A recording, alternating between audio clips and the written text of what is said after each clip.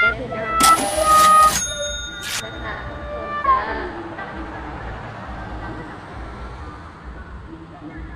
ประมาณนี้นะคะพี่น้องร้านอาหารของโปรดนะจ๊ะ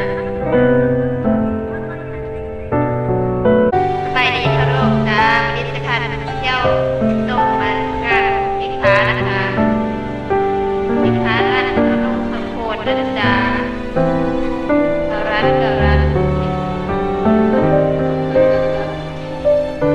ร้านในพี่น้องเด้อค่ะสินค้าที่อำเภอพังโคนจังหวัดสกลนครจ้าระยะถ่ายนะคะสะอาดแบบนี้นะสินค้านะคะบิวตี้ทุกอย่าง20 บาทนะคะเดี๋ยวพี่น้อง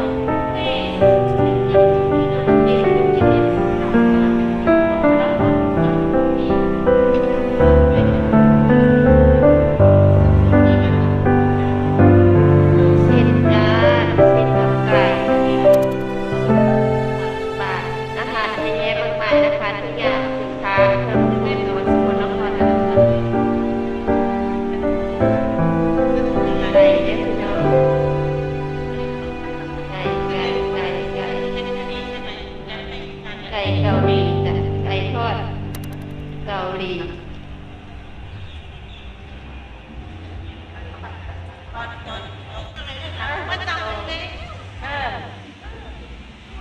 แซลมอนกับนี่นะจ๊ะเอาไว้ตักไปด้วยนะยกไปนั่งลง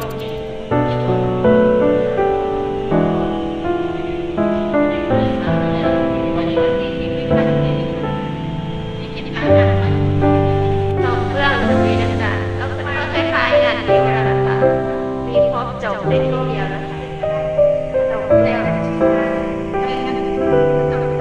ระยะถ่ายนะคะมันจะจบเรื่องมันถ่ายปรับเรื่อง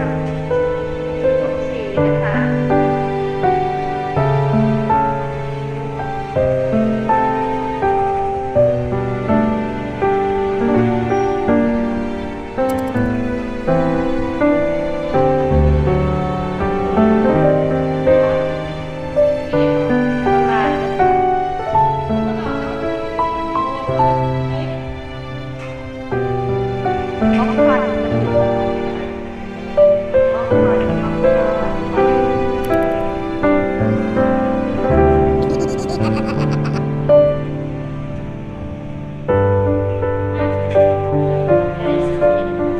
ชิ้นละ10 บาทบาทชิ้นน่าทานมากเลยมีไก่ในกระดูก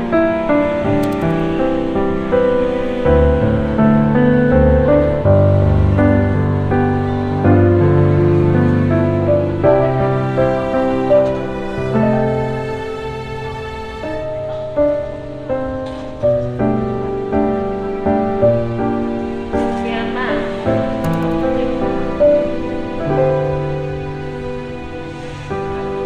นะคะตีสายไหมก็มีเด้อขออนุญาตถ่ายนะคะ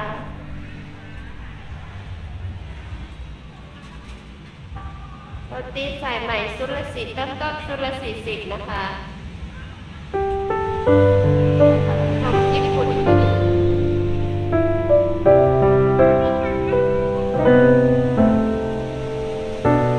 งานสินค้าอะไรกันนะคะอำเภอพลสกลนครนะคะหมูนะคะหมูนี่เท่าไหร่ดีนะ30 บาทนะพี่น้อง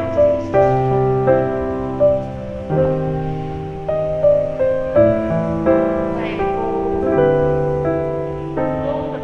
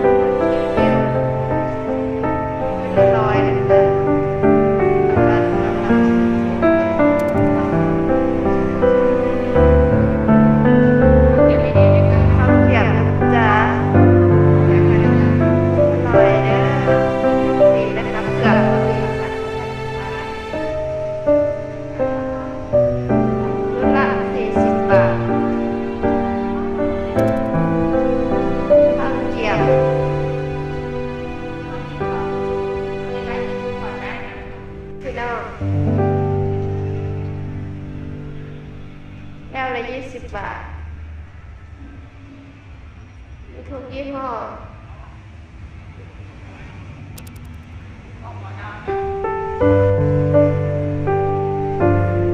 นั่นนะคะ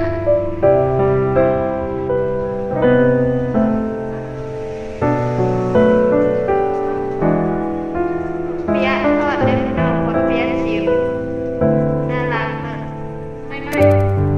ก็มีเล็บพี่น้องเด้อวันเดิมพันปีก็มีห่อละ20 บาทอะไร20 บาทนะคะ20 บาท